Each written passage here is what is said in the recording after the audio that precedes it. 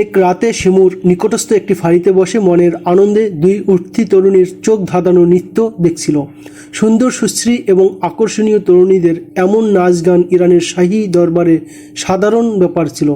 এদেরকে নর্তকী বলা হতো। বিবস্ত্র প্রায় পোশাকে সাজানো হতো তাদের। পাতলা এবং সংক্ষিপ্ত পোশাকে তাদের যৌবনাঙ্গগুলো দর্শকের চোখে মাদকতা জাগাত। প্রতিটি পুরুষের পৌরসঙ্গ উৎকীর্ণ ও চাঙ্গা হয়ে উঠত। শিমুর শাহী বংশের লোক ছিল। ঘটনার দিন রাতে সিপাহীদের চিত্ত বিনোদনের জন্য সে এই নর্তকীদ্বয়কে ভাড়া করে এনেছিল। মদ পানের পর্ব চলতে থাকে।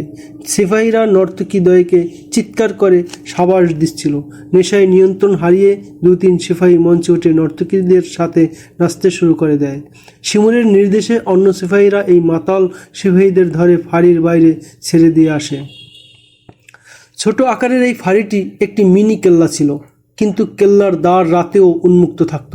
অপর কোনো শত্রুর আক্রমণের আশঙ্কা তাদের ছিল না। তারা নিজেদের হামলার ঊর্ধ্বে জ্ঞান করত। একদিন নৃত্য গীত যখন তুঙ্গে পৌঁছে এবং অপরদিকে মদের নেশা শিমুর ও তার সাথীদের চেতনা লোপ করতে থাকে, তখন শা শা আওয়াজ তুলে বিদ্যুৎ বেগে একটি তীর এসে শিমুরের গর্দানের এক দিক দিয়ে ঢুকে অপর দিকে তার ফলা।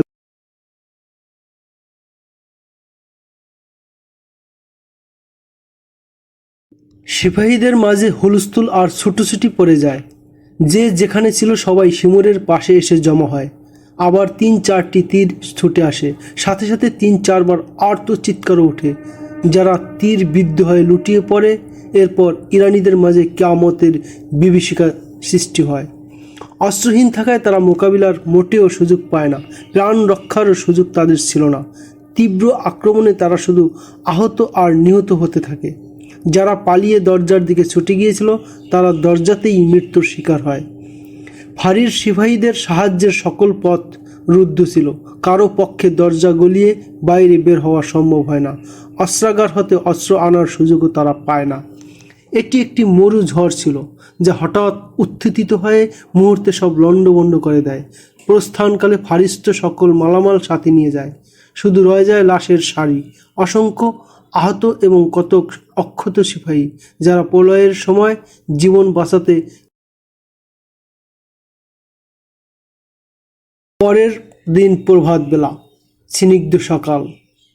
প্রত্যাহিক কাজ শেষে মুসলমানরা অন্যান্য দিনের মতো নিজ নিজ ক্ষেত বা বাগিচায় যাবার প্রস্তুতি নিতে থাকে। এরই মধ্যে ইরানি সৈন্য এসে পুরো এলাকা ঘিরে ফেলে। অজ্ঞাত হামলাকারীরা হামলা শেষে যখন নিরাপদে ফিরে যায়, তখন অন্যান্য ফাঁড়ির সৈন্যরা আক্রান্ত ফাঁড়ি সম্পর্কে অবগত হয়। কিন্তু ততক্ষণে অজ্ঞাত শত্রু বহু দূরে চলে যায়। কাছে মুসলিম বসতি থাকায়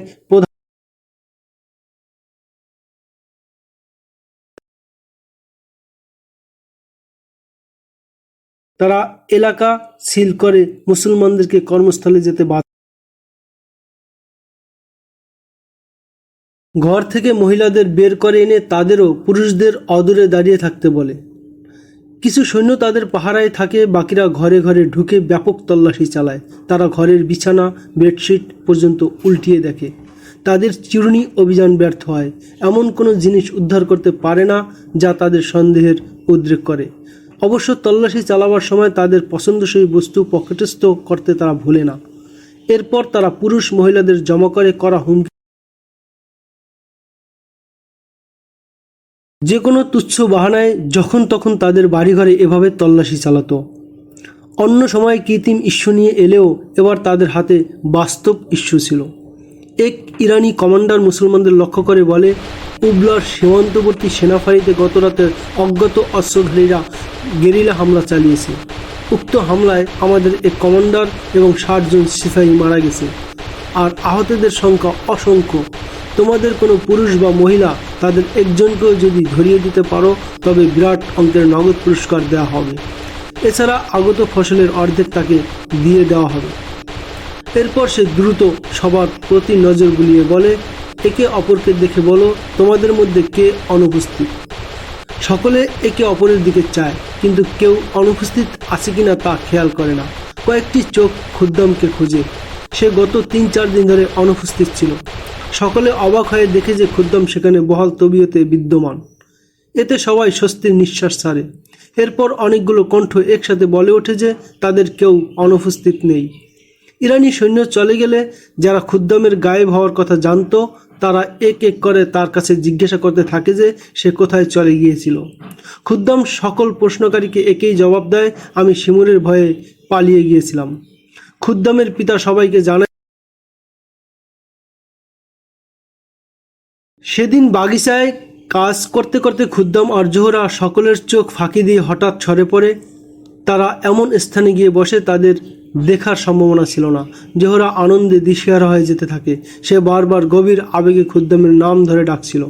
সে হর্ষ তরঙ্গায়িত কণ্ঠে জিজ্ঞাসা করে, এটা কিভাবে ঘটলো খুদ্দাম? এটা হলো কিভাবে? খুদ্দাম বলে, এটাকে আল্লাহর সাহায্য বলো জোহরা। এখন আর বলতে পারবে না যে আল্লাহ সাহায্য করে না। জোহরা হঠাৎ গম্ভীর হয়ে যায়, যেন সে জীবনে কখনো হাসেনি এবং তার ঠোঁট মুস্কি হাসি কাকে বলে তাও চেনে না। খুদ্দামের চেহারায় গভীর দৃষ্টি নিক্ষেপ করে কিঞ্চিত চিন্তার স্বরে বলে, সত্য করে বলো খুদ্দাম, শিমুরের ঘাতক নও তো তুমি? শুনেছি মরু ডাকাতের এক বিরাট দল রাতে শিমুরের ফাঁড়িতে ওই সময় গেরিলা হামলা চালায় যখন সে মদ আর নৃত্য গীতে মাতাল হয়ে গিয়েছিল। এমন তো নয় যে তুমি ওই ডাকাতদের সাথে মিলে? খুদ্দামের আকস্মিক অট্টহাসি বিনতে সাউদের কথা শেষ করতে দেয় না।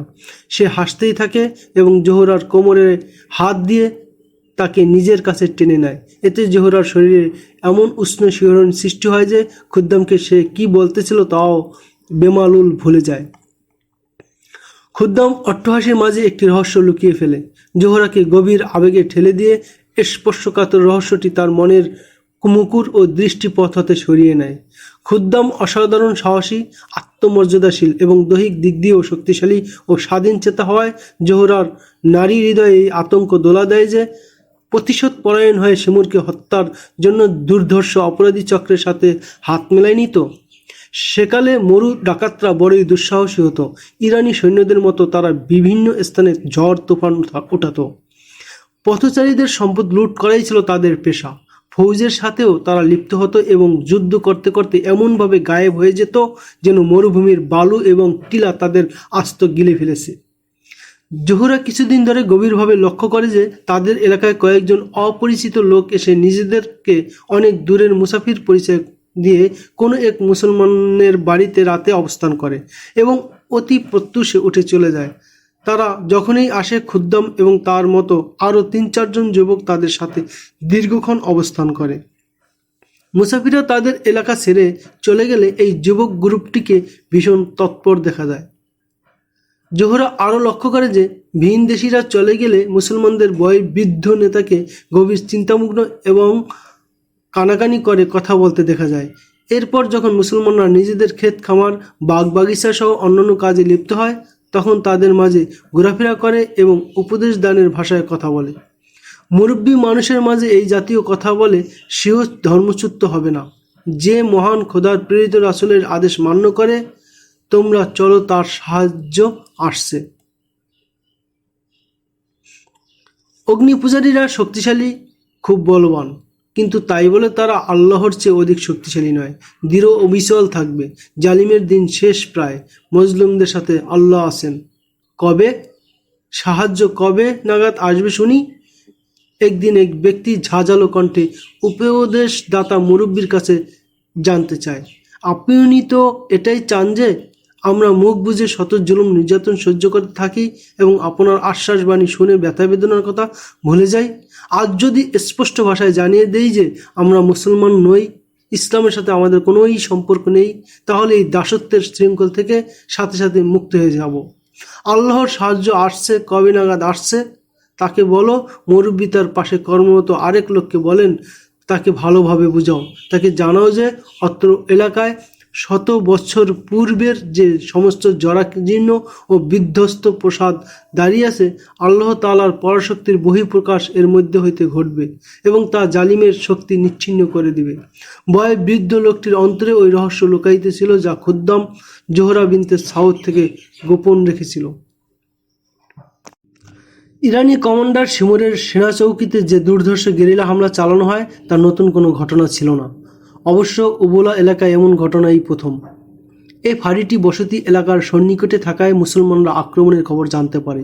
এই ঘটনার পরে মুসলমানদের বাড়িঘর তল্লাশি না করা হলে হয়তো এ ঘটনাও তাদের অজানা থেকে যেত। ইরাকের সীমান্ত এলাকায় দ্বিতীয় তৃতীয় রাতে কোনো না কোনো ফাঁড়িতে নিয়মিত গেরিলা হামলা চলতে থাকে। হামলাকারীরা মুহূর্তে ব্যাপক হত্যাযজ্ঞ ও রক্তপাত ঘটিয়ে সেখানে যা কিছু পেত তা নিয়ে উধাও হয়ে যেত। দুবার ইরানি সৈন্যরা অদৃশ্য শত্রুর পিছু নেয়। হামলাকারীদের পদচিহ্ন ধরে ধরে অনেক দূর এগিয়ে যায়, কিন্তু তারা তাদের কেশাগ্র স্পর্শ করতে পারে না, কারণ খানিক দূর এগিয়ে যেতেই সবুজ শ্যামল ভূমি শেষ হয়ে বিস্তীর্ণ মরু এলাকা শুরু হয়ে যেত। মরু এলাকাটি মোটেও সমতল ছিল না, যত্রতত্র অসংখ্য বালুর ডিবি ও উঁচু উঁচু টিলা ছিল। সামনে বিস্তীর্ণ নির্মাঞ্চল থাকলেও সেখানে বিচিত্র আকৃতির অসংখ্য টিলা ভয়ঙ্কর রূপ ধরে দাঁড়িয়েছিল। এখানে সেখানে বালুর পাহাড় ছিল, আগুনের লেলিহান ফুলকি তার অভ্যন্তর হতে উদ্গত হচ্ছে মনে হতো। মাইলের পর মাইল জুড়ে এই ভয়ঙ্কর মরু এলাকায় চৌকস মরুভেদী ব্যক্তিই কেবল যেতে পারত। কোনো নতুন লোকের পক্ষে এখানে যাওয়াই সম্ভব ছিল না, আর গেলেও প্রাণ নিয়ে ফিরে আসা ছিল সম্পূর্ণ অসম্ভব। ইরানি সৈন্যরা মরুভূমির গোলক ধাঁধার সাথে পরিচিত ছিল না। তারা প্রতিশোধ স্পৃহায় গেরিলা বাহিনীর পিছু পিছু এই মরু অঞ্চলে গিয়ে করুণ পরিণতির সম্মুখীন হয়। ইরানের অশ্বারোহী বাহিনী পশ্চাদ্ধাবন করতে গিয়ে মানুষ ও ঘোড়ার পদচিহ্ন পেয়ে পুলকিত হয়ে ওঠে। তারা এটাকে গেরিলা বাহিনীর পদচিহ্ন মনে করে চিহ্ন ধরে ধরে সামনে এগিয়ে যেতে থাকে, কিন্তু এই চিহ্নের অনুসরণ তাদেরকে সরাসরি মৃত্যুর মুখে নিক্ষেপ করে। দুর্গম অঞ্চলে ইরানি সৈন্যরা পা দিতেই তাদের উপর তীরের বৃষ্টি হতে থাকে। প্রথম চোটেই কতক অশ্বারোহী এবং কয়েকটি ঘোড়া ঘায়েল হয়, আহত ঘোড়া নিয়ন্ত্রণাধীন হয়ে এদিক ওদিক ভেগে যায়। পুরো বাহিনীতে হুলস্থুল পড়ে যায়। এদিকে তীর মুষলধারায় আসতেই থাকে, কিন্তু ছত্রভঙ্গ হয়ে যাওয়ার কারণে তীর অধিকাংশই লক্ষ্যভ্রষ্ট হতে থাকে।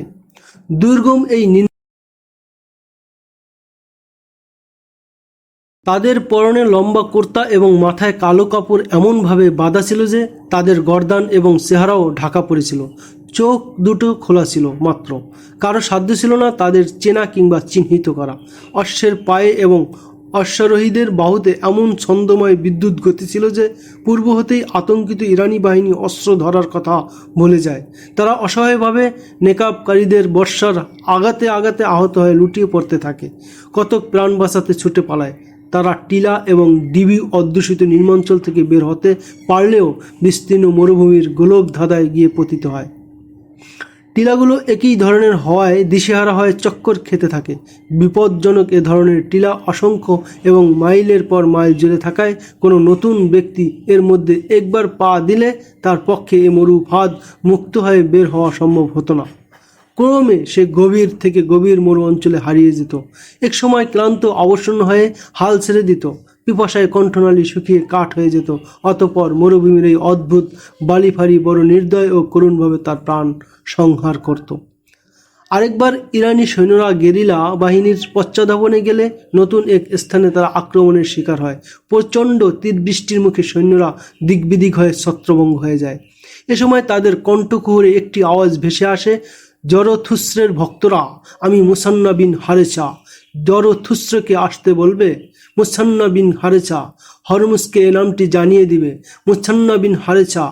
ইরানি সৈন্যদের মধ্যে হতে যারা প্রাণ দিয়ে পালিয়ে আসতে সক্ষম হয় তারাও আধমরা ছিল। তারা পরে তাদের কমান্ডারকে মরুভূমির এই রহস্যময় কণ্ঠ সম্পর্কে অবহিত করে। এরপরে ইরানিদের সীমান্তবর্তী চৌকিতে লাগাতার গুপ্ত হামলা চলতে থাকে, কিন্তু তারা গেরিলা বাহিনীর পশ্চাদ্ধাবন এবং তাদের অনুসন্ধান করার সাহস করেনি। কোনো দিন গুপ্ত হামলার সাথে সাথে এই আওয়াজও শোনা যেত, আমি মুসান্না বিন হারেছা। আগুন পূজারীরা শোনো, আমার নাম মুসান্না বিন হারেছা। এরপর থেকে মুসান্না বিন হারেছা নামটি ভীতি, ভূতপেতনি ও প্রেতাত্মা ইত্যাদি নামে পরিণত হয়।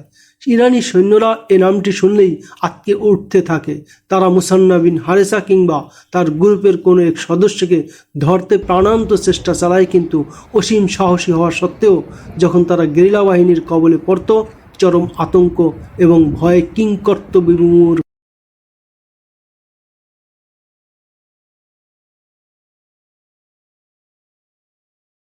633 খ্রিস্টাব্দের ফেব্রুয়ারি মাসের কোনো একদিনে মুসলিম জগতের খলিফা হযরত আবু বকর রাদিয়াল্লাহু তাআলা আনহু এর সামনে এক সাধারণ দূরদর্শীর মতো যিনি বসেছিলেন তিনিই হলেন এই হযরত মুসান্না বিন হারেসা রাদিয়াল্লাহু তাআলা আনহু।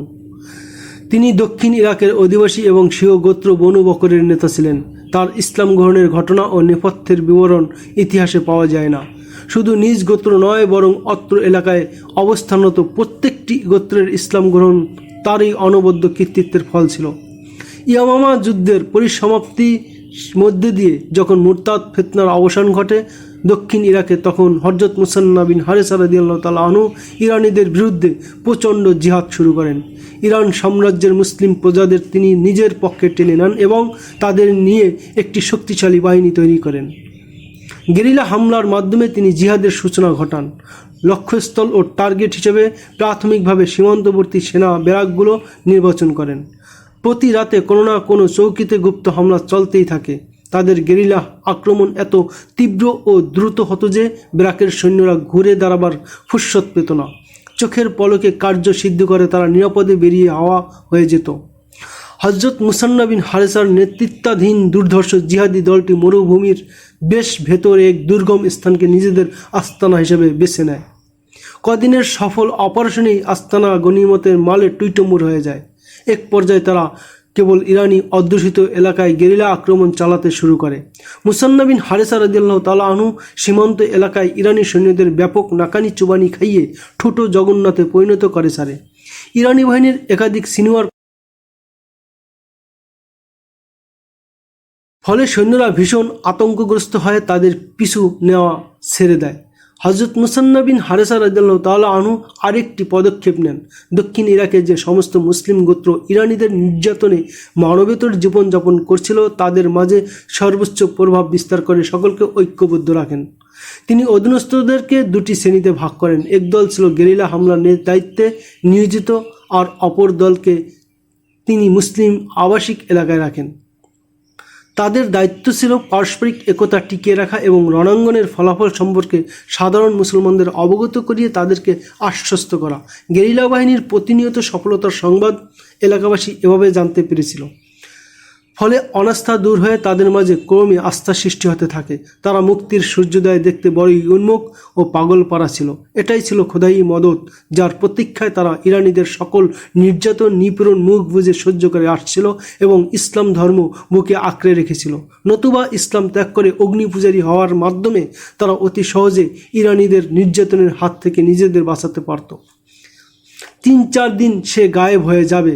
খুদ্দাম জোহরাকে একথা বলে মুসান্না বিন হারেসার নেতৃত্বাধীন গেরিলা বাহিনীর হেডকোয়ার্টারে চলে গিয়েছিল এবং তাদেরকে ইরানি কমান্ডার শিমুর বাড়াবাড়ির ঘটনা সব খুলে বলেছিল।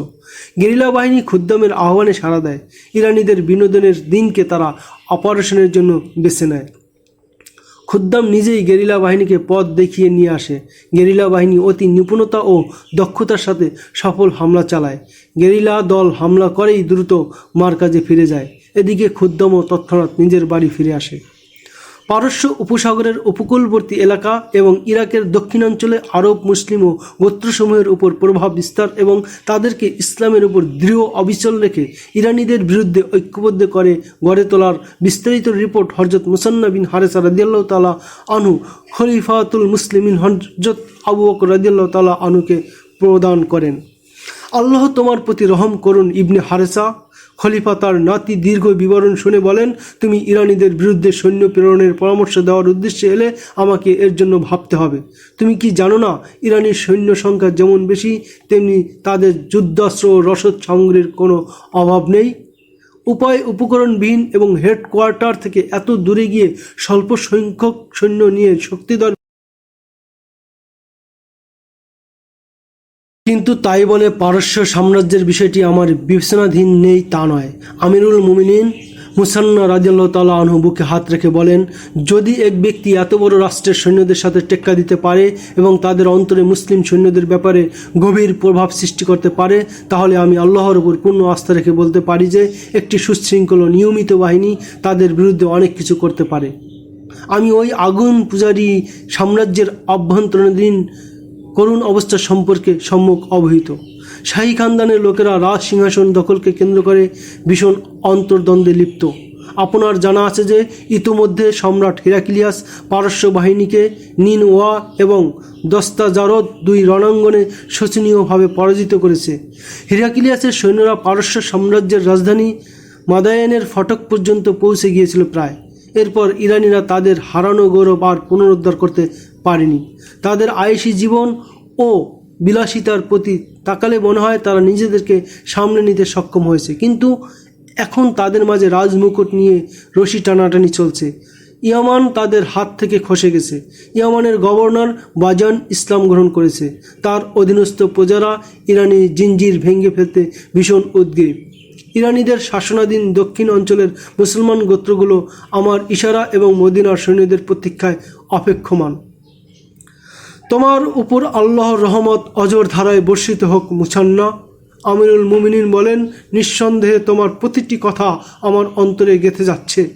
তুমি যা চাচ্ছ আমি তাই করতে চাই, তবে এই ব্যাপারে চূড়ান্ত সিদ্ধান্ত গ্রহণের পূর্বে সেনাপতিদের সাথে আলোচনা করলে ভালো হয় না? সম্মানিত আমিরুল মুমিনিন মুসান্না রাদিয়াল্লাহু তাআলা আনহু বলেন, পরামর্শ সাপেক্ষ সিদ্ধান্তেই সর্বোত্তম। তবে আমিরুল মুমিনিনের কাছে আমার কথা শেষ করার অনুমতি চাইব এবং বিনীত অনুরোধ জানাবো যেন তিনি আমার কথাগুলো সেনাপতিদের বৈঠকে তুলে ধরেন। দজলা এবং ফোরাতের মিলন মোহনার নিকটবর্তী একটি বিস্তীর্ণ এলাকা আরব গোত্রসমূহের বসবাস। সকলেই মুসলমান।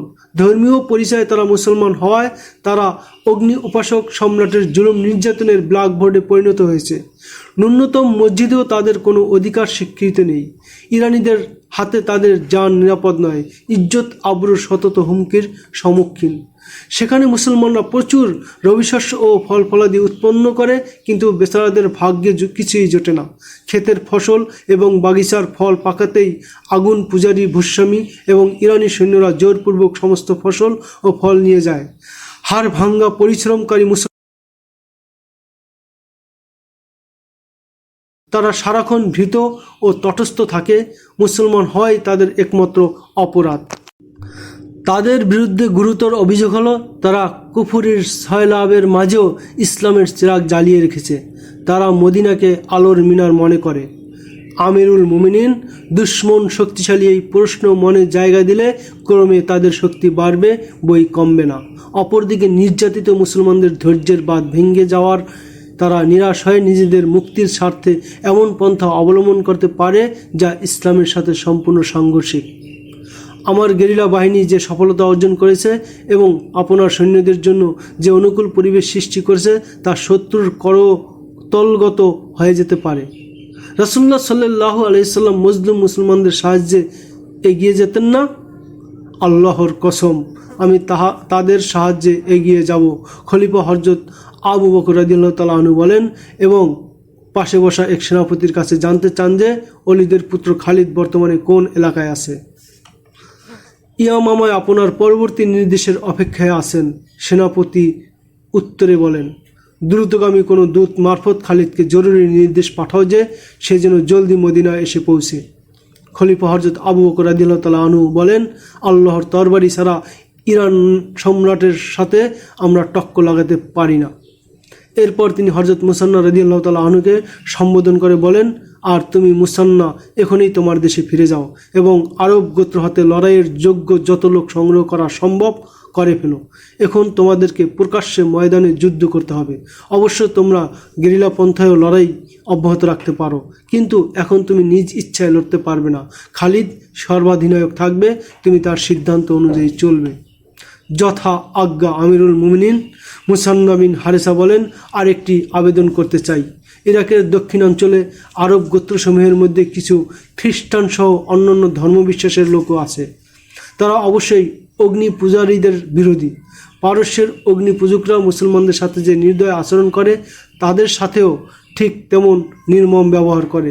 যদি আল্লাহ আমাদের বিজয় দান করেন তবে আমার অনুরোধ থাকবে অমুসলিম আরবদের সাথে যেন তেমন সদয় আচরণ করা হয় মুসলমানদের সাথে যেমন করা হবে। ঠিক আছে, এমনটি হবে, আমিরুল মুমিনিন বললেন। যারা ইসলামের বিরুদ্ধে অবস্থান নেয়নি, ইসলাম তাদের মাথা ব্যথার কারণ হবে না। তুমি আজই রওনা হয়ে যাও।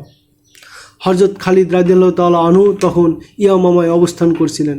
হেডকোয়ার্টার থেকে তার প্রতি এ নির্দেশই ছিল। লায়লা উর্ফে উম্মে তামিম এবং বিনতে মুয়াজা দুই বধূ তার সঙ্গেই ছিল। দূত মারফত আমিরুল মুমিনিনের জরুরি তলব পেয়েই হযরত খালিদ রাদিয়াল্লাহু তাআলা আনহু ইয়ামামা থেকে রওনা হয়ে যান এবং সোজা মদিনায় গিয়ে পৌঁছেন। মুসান্না বিন হারেসার নাম কখনো শুনেছ? খলিফা হযরত আবু বকর রাদিয়াল্লাহু তাআলা আনহু হযরত খালিদ রাদিয়াল্লাহু তাআলা আনহু এর কাছে জানতে চান। জি শুনেছি।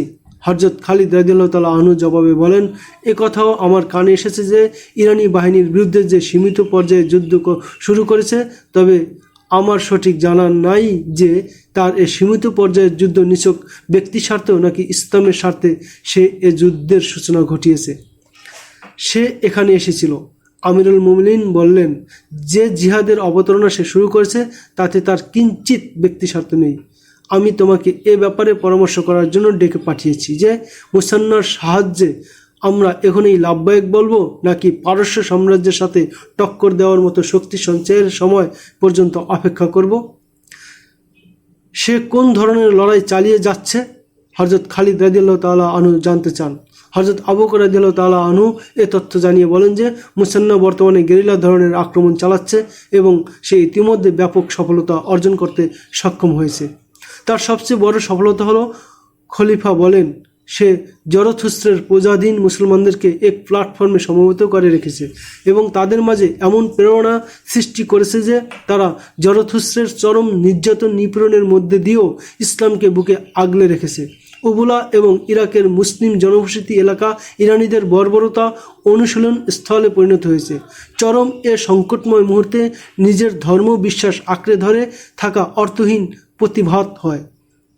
তারা মুখে শুধু এটুকুই যদি বলে দেয় যে ইসলাম এবং মদিনার সাথে তাদের কোনো সম্পর্ক নেই, তবে মুহূর্তে তাদের সকল বিপদ দুর্দশার অবসান ঘটবে। এটা সম্পূর্ণ মুসান্না এবং তার কয়েকজন সাথীর কৃতিত্ব ও অবদান যে তারা এই ক্রান্তি লগ্নেও তথাকার মুসলমানদেরকে ইসলামচ্যুত হতে দেয়নি, বরং উল্টো তাদের চেতনা বিশ্বাসকে এমন দৃঢ় ও পরিপক্ক করে দিয়েছে যে তারা জরথুস্ত্রের বিরুদ্ধে ভয়ঙ্কর অ্যাকশন ও অপারেশনে সদা তৎপর থাকে। আমিরুল মুমিনিন হযরত খালিদ রাদিয়াল্লাহু তাআলা আনহু বলেন, মুসান্না কি করলো না করলো এটা বড় কথা নয়। আসল কথা হলো, মুসলমান হিসেবে আমাদের দায়িত্ব ও কর্তব্য হলো যারা মুসলমান হওয়ার কারণে অমুসলিমদের লাঞ্ছনা ও নির্যাতনের শিকার তাদের ভরপুর সাহায্য করা। তুমি কি বলতে চাও? এখনই আমাদের ইরানিদের বিরুদ্ধে রুখে দাঁড়ানোর উচিত? খলিফা জিজ্ঞেস করলেন। জি হ্যাঁ।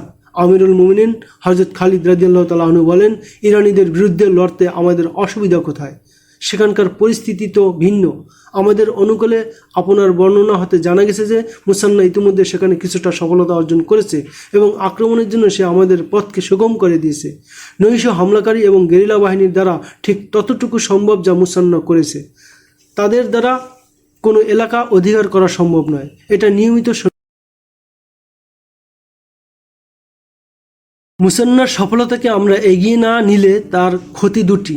একটি হলো তার সকল সফলতা ব্যর্থতায় পর্যবসিত হবে। দ্বিতীয় হলো জরথুস্ররা মুসান্না এবং মুসলমানদের থেকে এর জঘন্য প্রতিশোধ নেবে। তাছাড়া ইরানিদের সাহসও অনেক বেড়ে যেতে পারে। মুসান্না তো আপনাকে জানিয়েছে যে সে ইরানিদের এমন ক্ষতিসাধন করছে যে তাদের আবেগে বিরাট ভাটা পড়েছে। এমত অবস্থায় যদি তাদেরকে হাফ ছাড়ার সুযোগ দেওয়া হয় তাহলে তারা নবোদ্যমে জেগে উঠবে এবং মুসলমানদেরকে পাইকারি হারে হত্যা করবে।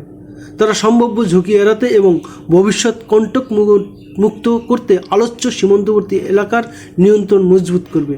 তারা তাদের সীমান্ত এলাকা ঝুঁকিমুক্ত করতে পার্শ্ববর্তী অঞ্চলেও অধিকার করে নিতে পারে। এই বিপদ মোকাবিলার একটি মাত্র পথ খোলা, আর তা হলো কালক্ষেপণ না করে মুসান্নার সাহায্যে এগিয়ে যাওয়া এবং জরথুস্র আমাদের উদ্দেশ্যে সৈন্য মার্চ করার পূর্বেই তাদের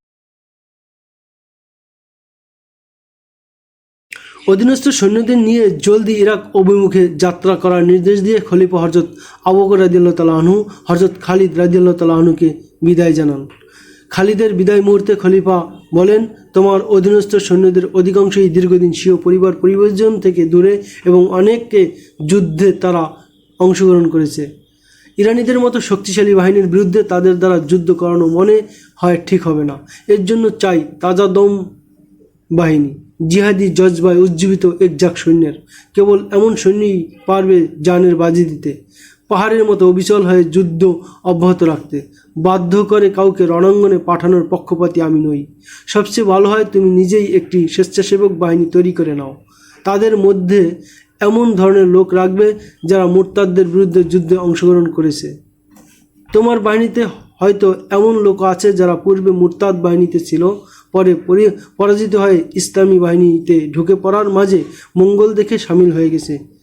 এমন লোকদেরকে তোমার বাহিনীতে রাখবে না। আমরা বিরাট শক্তিধর শত্রুর সাথে মোকাবিলা করতে যাচ্ছি, ফলে আমি কোনোরূপ বিপদের ঝুঁকি নিতে চাই না। আমিরুল মুমিনিন হযরত খালিদ রাদিয়াল্লাহু তাআলা আনহু জিজ্ঞাসা করলেন, মুরতাদ বাহিনী হতে যারা আমার বাহিনীতে ঢুকেছে তাদেরকে আমার বাহিনী হতে বিদায় করে দেবার অনুমতি দিচ্ছেন? বিদায় করে দেয়া ভিন্ন কথা ওলীদের বেটা। খলিফা হযরত আবু বকর রাদিয়াল্লাহু তাআলা আনহু বলেন, তুমি গিয়ে সৈন্যদের বলবে যারা ঘরে ফিরে যেতে চায় তাদের যাওয়ার অনুমতি রয়েছে। এরপর দেখবে তোমার সাথে কতজন থাকে।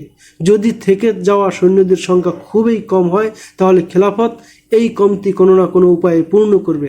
যাও ওলীদের পুত্র, আল্লাহ তোমার সহায় হন। খলিফা হযরত আবু বকর রাদিয়াল্লাহু তাআলা আনহু দৃঢ় ইচ্ছা এবং ঈমানে বলীয়ান ছিলেন। ইরাকে হামলার চূড়ান্ত সিদ্ধান্ত নিয়ে তিনি যে কোনো মূল্যে এই সিদ্ধান্ত বাস্তবায়ন করতে চান। হযরত খালিদ রাদিয়াল্লাহু তাআলা আনহু এরও আন্তরিক চাহিদা ছিল তার একের পর এক লড়াইয়ের সুযোগ আসুক।